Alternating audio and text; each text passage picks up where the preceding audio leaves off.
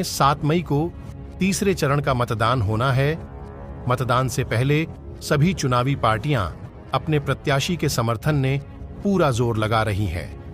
इसी क्रम में आज बरेली में भाजपा प्रत्याशी छत्रपाल सिंह गंगवार के समर्थन में मुख्य अतिथि केंद्रीय मंत्री बीएल वर्मा ने सामाजिक सम्मेलन को संबोधित किया। मंत्री बीएल वर्मा ने कहा, देश में तीसरी बार मोदी जी की सरकार बनने वाली है। 60 सालों में जो नहीं हुआ है वो प्रधानमंत्री नरेंद्र मोदी ने 10 वर्षों में कर दिया है। सरकार की योजनाओं को लोगों तक पहुंचाया गया है, जिसका फायदा देश की जनता को मिला है। वहीं उन्होंने मीडिया से बात करते हुए कहा, ये मोदी जी का विश्वास है, देश में फिर से एक बार फिर सरकार बनने जा रही है। वहीं उन्होंने कहा, राहुल गांधी भागकर पहले वायनाड गए, फिर यूपी आए।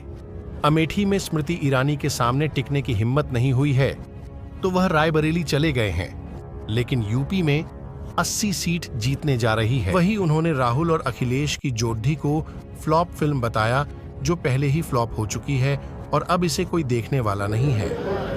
देखिए, ये 2024 का चुनाव विकसित भारत का संकल्प लेकर मोदी जी चुनाव लड़ रहे हैं और देश की जनता को आह्वान किया है कि इस बार 400 पार, तो 400 पार करने का चुनाव है और 400 पार करके मैंने प्रधानमंत्री मोदी जी को फिर से देश की जनता प्रधानमंत्री बनाएगी। उनका डर है, पहले अमेठी से लड़े थे और उनको लग रहा था कि मैं यहाँ से हार जाऊंगा, तो वायनाड चले गए थे। अब वायनाड से भाजपा का प्रत्याशी मजबूत हो गया है तो वहाँ डर लग रहा है कि अब यहाँ से हार जाऊंगा तो कहाँ जाऊंगा। तो अमेठी हिम्मत नहीं उनकी पड़ी।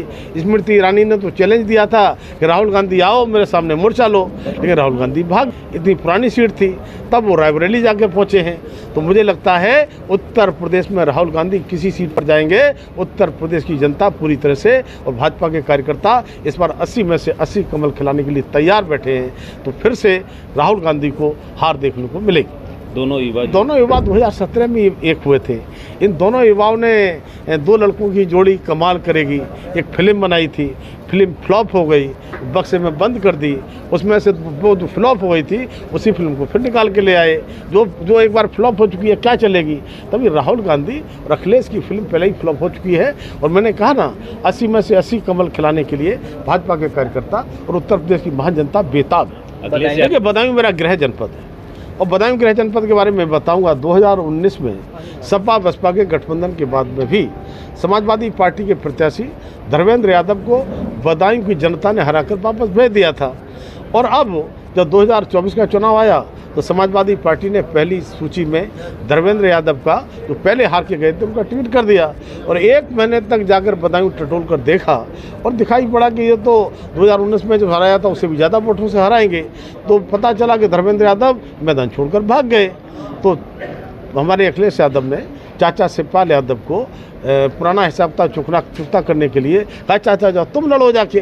चाचा पहले तो खुशी में आए, जब देखा बदायूं में 15-16 दिन घूम करके तो उनकी हवा निकल गई, उन्हें यहाँ से बाहर जाऊँगा। तो चाचा ने हाथ खड़े कर दिए कि भाई मैं नहीं लड़ूंगा। 15-20 दिन जिद्दोजहद होती रही। अखिलेश कहते चाचा तुम ही लड़ोगे और चाचा कहते मैं नहीं लड़ूंगा। तब मैं कहना चाहता हूँ अखिलेश भी वो मोर्चा छोड़ करके शिवपाल यादव भाग गए। अब उन्होंने अपना बीच में बच्चा है और बच्चे के विषय में आपको पता ही है उनका क्या स्थिति है। मुझे ज़्यादा नहीं कहना चाहिए, वो उसकी महक आप तक आ गई होगी उनके कारनामे में क्या क्या रहते हैं। तो इसलिए मुझे लगता है ऐसे लोगों के लिए बदायूं की जनता माफ़ करने वाली नहीं है। फोटो भी वायरल हुई है, तो वही मैं कह रहा हूँ, मुझे नहीं कहना चाहिए, आपने कह दिया तो आपने देखा है और उसके लिए वो कहते हैं ये तो मेरा व्यक्तिगत जीवन है। अरे भाई, राजनेता का व्यक्तिगत जीवन नहीं होता है, खुली किताब होना चाहिए। तो ऐसे में ऐसे लोगों की बदायूं की जनता पसंद नहीं करेगी। बदायूं की मिट्टी में जन्मा हमारा पहली बार, उसमें बदायूं की मिट्टी में पला बड़ा जन्मा दुर्वेश के साथ को भाजपा प्रत्याशी बनाया है और हम कह सकते हैं इस बार बड़े मार्जिन के साथ हम बदायूं में जीतेंगे। अखिलेश यादव बार बार मोदी जी और योगी जी कहते हैं कि इनको मंगलसूत्र से क्या लेना देना, ऊपर मत उधर करो। अब अखिलेश यादव को लेना देना हो न हो, लेकिन कांग्रेस उसने इंडी गठबंधन के लोग तो कह रहे हैं, इनके सलाहकार कह रहे हैं, इनके राहुल गांधी सोनिया गांधी और उनके पिताजी के भी जो सलाहकार हैं वो कह रहे हैं। तो हम तो उन्हीं की बात को दोहरा रहे हैं, हमने तो नहीं कहा। नहीं, उनका कहना है कि मोदी जी और योगी जी को मंगलसूत्र से क्या लेना देना। अच्छा, वो मंगलसूत्र की रखवाली करते हैं, पूरे देश की सुरक्षा की गारंटी ली है। इसलिए मातृशक्ति हमारी महिलाएं, माताएं, बहनें पहनती हैं, उनकी सुरक्षा की गारंटी मैं कहूँगा 2017 के बाद जिस तरह से सुरक्षा दी है, इसलिए हमारे प्रधानमंत्री जी की और हमारे मुख्यमंत्री जी की जिम्मेदारी है कि कैसे हम मातृशक्ति को भी सुरक्षित रखें और पूरे देश को सुरक्षित रखें।